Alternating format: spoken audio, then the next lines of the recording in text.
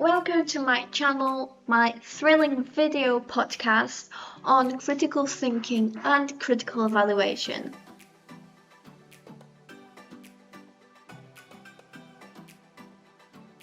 So you may have noticed that your briefs ask you for every process to do a detailed annotations of your processes, and at the end it asks you for critical evaluation of your work. So I'm already aware that you had a lesson on this topic and it is not very interesting. I know it. So I thought I'll just record you a video so you can refer to it at some point when you need it. So there's always a resource that you can get back to. So I'll start this video by explaining what is critical thinking and what is critical evaluation. And then I'm going to explain how all of that contributes to overall grade in your work and give you some examples. And at the end, I've got a couple of questions that will help you with your evaluation at the end. I'm going to start by explaining what is critical thinking. So critical thinking essentially is the ability to analyze and evaluate information, argument, and situations objectively and logically. So, for example, critical thinking in game design is applied through play feedback. So you get feedback and you analyze it and make decision how to enhance the gameplay further.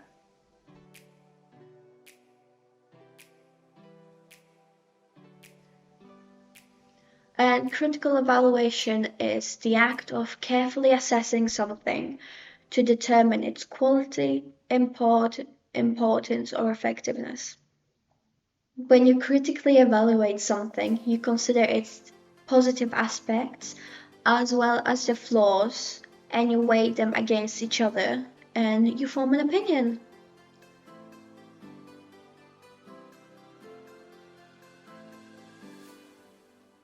So to give you an example of bad writing, I've compiled a few film reviews that I will talk you through. For example, we've got this first review which reads, "The movie was terrible. I didn't like it at all. The acting was bad, the plot was boring, and the special effects were awful. I wouldn't recommend it to anyone." So this review, which we can call evaluation, lacks specific details or examples to support its claims. So it's useless essentially if you're somebody trying to see if the film was good or not. Now, maybe for some people that would be enough, but you're looking to see why it was boring, why the special effects were awful. They never mention why. Something that maybe you're more familiar with. So if you were to look at Steam, you would get some reviews as well. So a poor example of an evaluation for a game would be, "This game sucks. It's not fun to play. The graphics are terrible. The gameplay is boring and the controls are clunky. I wouldn't waste my time on it." This lacks specific detail or examples to back up the criticism that the game's receiving. So it's not very informative. If you're trying to understand what the game does at all. Moving back to reviews, it's time for a good review. So this film masterfully blends captivating visuals with a thought-provoking storyline. The cinematography is stunning, with each frame meticulously crafted to evoke emotion and enhance storytelling. The performances are exceptional, drawing viewers into the character's journey. Moreover, the soundtrack complements the narrative perfectly, elevating the overall viewing experience. It's a cinematic gem that resonates long after the credits roll. With this review, you're able to know why. So, the cinematography is stunning because Each frame evokes emotion and enhances overall storytelling. So this is kind of the level of detail we're going for. And again, you do not need to use fancy, elaborative language. If you just say it was good and explain why, it's perfect. So again, to circle back to an example from Steam. This game excels on multiple fronts, delivering an immersive experience that captivates players from start to finish. The gameplay mechanics are polished, offering a perfect balance of challenge and reward.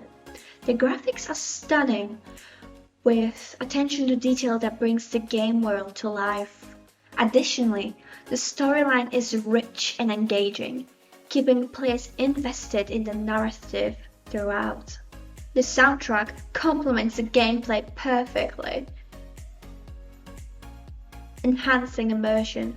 With its seamless integration of gameplay elements and compelling narrative, this game sets a new standard for excellence in the gaming industry. And yet again, you get more information about the game. So you find out the storyline is rich, so it keeps you invested in the gameplay. And that's ideally what you want. The same with the soundtrack, it enhances immersion so you feel like you're in the game.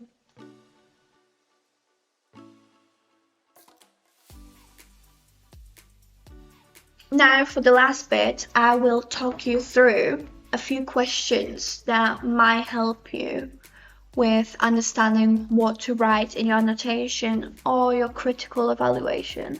You would start off with what were the main goals and objectives of your project. So in the end, what are you trying to achieve and why? The next question would be, what were the aspects of your project that you think were successful and why? So in other words, what do you think went well and why? And obviously, if we've got things that went well, there's always challenges that we have encountered in the project. So what challenges or obstacles did you encounter during the process? So this is where it would mention things that you struggled with or things that didn't go particularly well. So this is also problem solving, which is the next question actually. So how did you approach problem solving and decision making in response to your challenges? So if you had a challenge that you struggled with, how did you approach to fix it, to get rid of the challenge?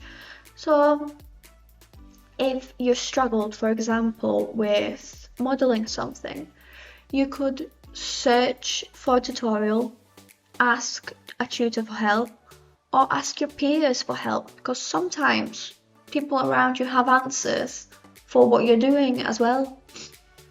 And then you would include what kind of feedback you've received for what you've done so far, or what you've done in the end.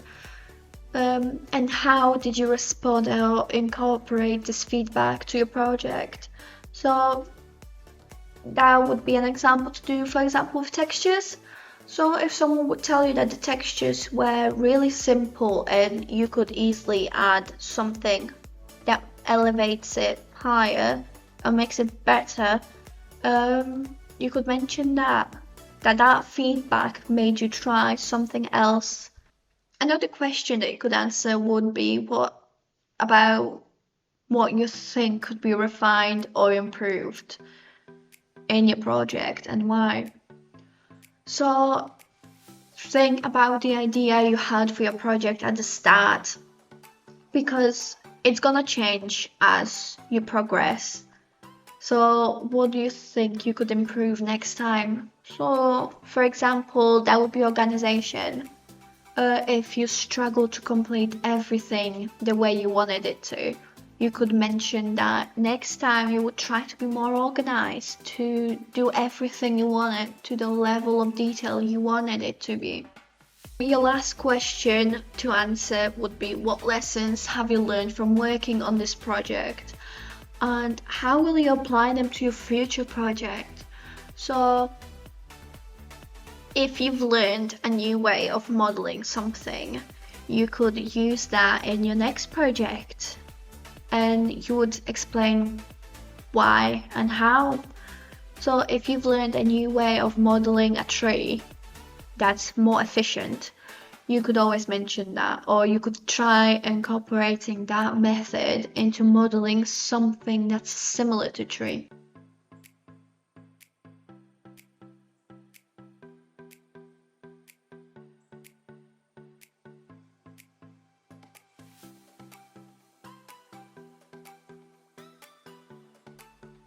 When it comes to your annotations, we would like to see your research, your problem solving, so how do you deal with any issues, technical skills, so that's what tools you've used and the techniques with those tools, and for professional practice, that your project management, your organization, your timekeeping, and communication is how you construct the meaning and purpose and the function of your diorama and how it engages the audience.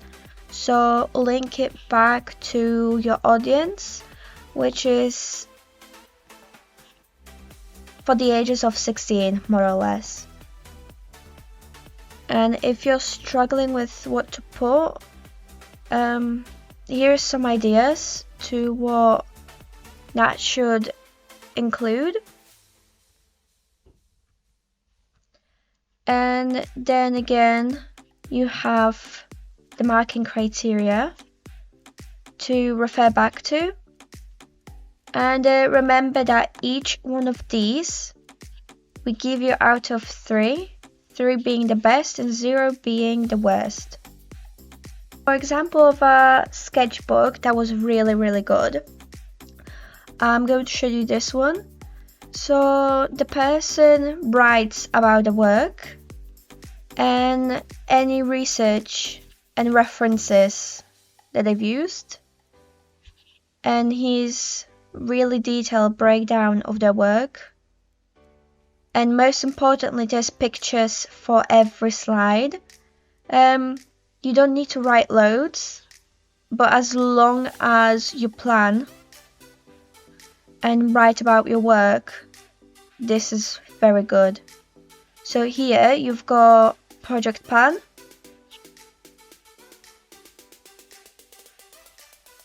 brief talk about the materials in Unreal. This is for a different project, so your work is going to look different. So they watched a tutorial and they gain more information on making different kinds of materials. So they're talking what they learned from the tutorial, which is very important that you mentioned that. And then what they've done later with the knowledge and materials in Unreal Engine. Yeah, and then there is videos of them working and showing what they've done. Now, you may not have to do that because some of you might just work in college, but that's another thing you could do to showcase how you've worked. Just do a time lapse of your processes. But pictures and description more or less is good enough. Now, what makes this sketchbook stand out is that the description and every detail is consistent. So there is secondary, there is primary research, there's links to tutorials, there is explanation what they've learned from the tutorials, and continuous progress. And if there's any issues, they've also mentioned that. So as long as you keep that consistent, this is very good enough.